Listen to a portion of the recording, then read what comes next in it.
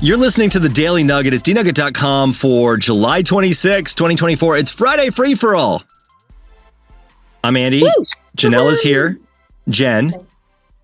Hello. And I want Jenn and Janelle to know that I know that they're your two different people. Thank you. Thank you so much.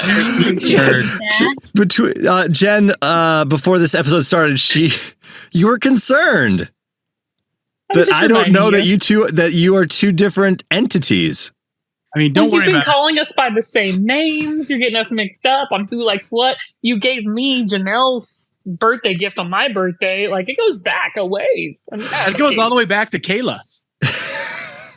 Kyla. Oh my gosh. This has been going on for a while. Sam is here too. I don't ever mix up Sam though. No. I am the only Asian here. I know. Well, I've known you longer than these two ladies. True. Okay. That's your excuse? You've also known us for at least a decade, so that seems like a while. Yeah. Longer but carry on. Well, I've heard him confuse his kids' names, so shouldn't feel too bad. Our friendship is now in the teenage years, which, you know, can be iffy.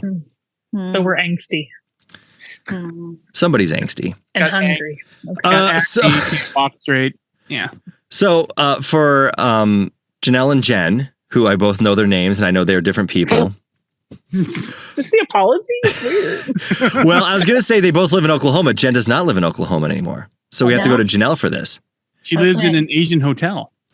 Janelle, you're familiar with the idea of noodling in Oklahoma, right? Fishing for catfish. Yes.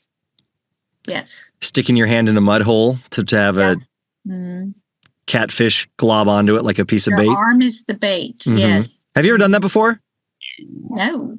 Absolutely not. I feel like Janelle, any relatives? No relatives. Of all the things you've done, your relatives have done in your life, no noodling. Not that I know of. All right. Well, this is a safer. Do you know anyone? Yeah. I've known some friends, and they were not very good friends. And they're missing an arm. I feel like it says something about you. Yeah. Well, I live out in the sticks, but I don't know anybody that does that. So. Here's a different kind of fishing that I can get behind. This would be kind of cool. It's called magnet fishing.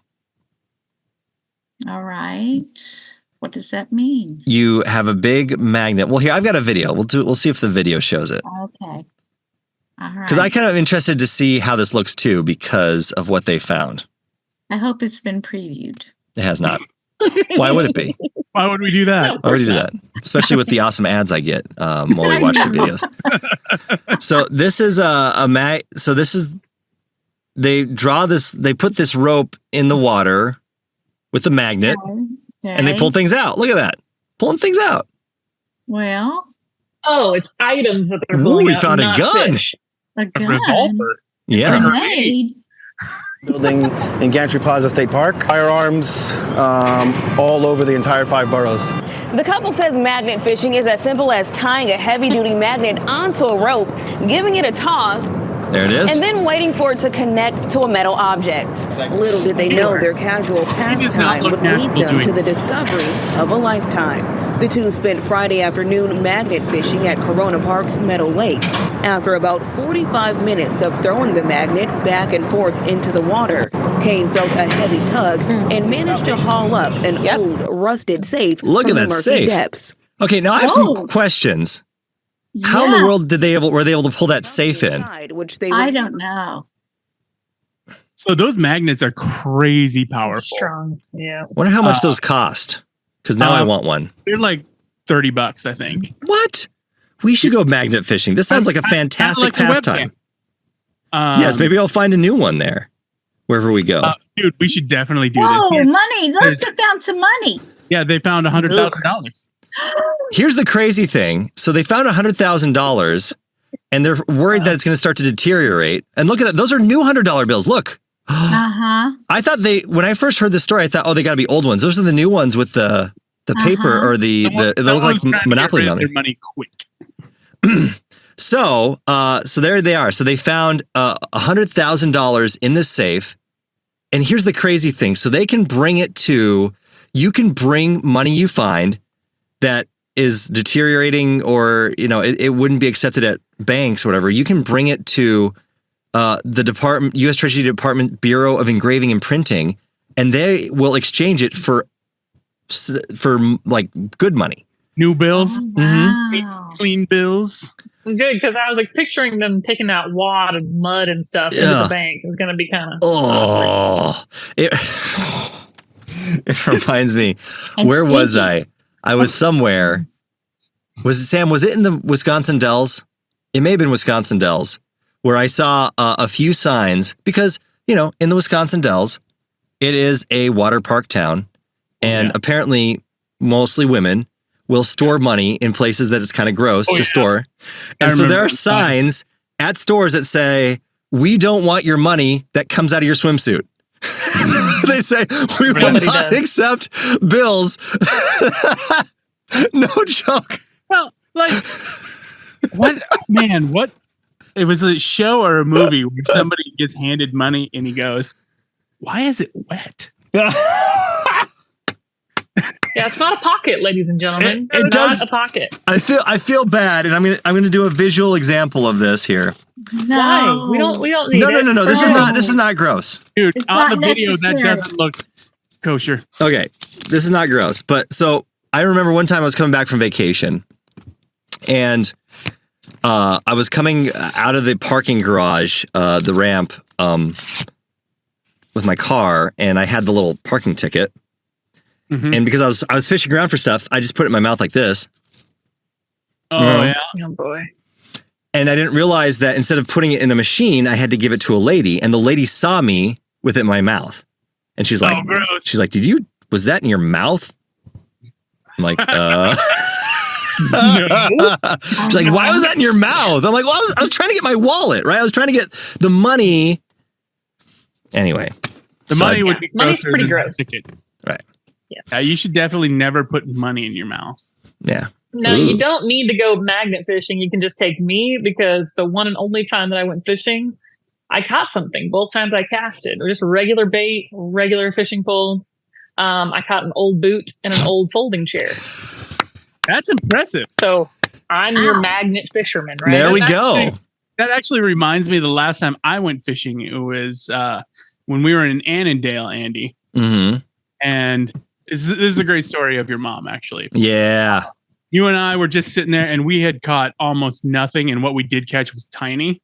And your mom was like, "Hey, can I try?" I was like, "Yeah, here, take my reel." Your mom messed up my line, but she tossed it out there, and her first cast, she catches like a 7-pound bass. Wow. It was huge. And I didn't realize at the time, because she told me that was her favorite Memorial Day weekend that she's ever had in her life. And I didn't realize that, but then at her funeral, there was somebody that was talking about how much she loved to fish. I'm like, what? We should have done this more, Mom. Anyway, so here's the actual picture. I found it. So this was the picture of my mom's catch versus my catch. So there we go. Right. That was great. And that was literally the first cast. Yeah. I mean, and it was cool because that was my goal that weekend was I'm going to catch a fish that we're going to eat. Like I'm going to catch it. I'm killing it. I'm eating it all in a day. And so we filleted that thing. Sam grilled it up and it was fantastic. The small one? No. I think they tried to fillet it, but it was too small. They just couldn't get any meat off it. We did catch some sunnies that were a little bigger than the one Andy's got there. Yeah, but that was pretty much what I caught. So that's the Nugget. That's a great picture. That You is a need good to one. frame that That's I'll always remember that one. That was a good memory. Yeah, I think we should do some remember to stay on magnet fishing, huh? Just like your camera remembers to stay on. We should do some magnet fishing because you know what else this couple has found? Grenades, multiple guns, a drone, and an entire motorcycle. Yikes. Wow. An entire motorcycle. Yeah. What? And here's the crazy thing. So the end of the story of the Treasury believes that they're going to be able to get about $50,000 to $70,000 that is salvageable. And for whatever reason, it's tax-free. Wow, Because that's it's a gift, crazy. right? It's a gift. It's income. I don't know. I need to start From the lake? I need to start transferring my income into safes that I put at the bottom of the river. Drop in the river and say, "Hey, look what I found." Hey. Do they do like any kind of investigation about the backstory of why $100,000 is in a safe in the bottom of a river? I don't know what are you going to do?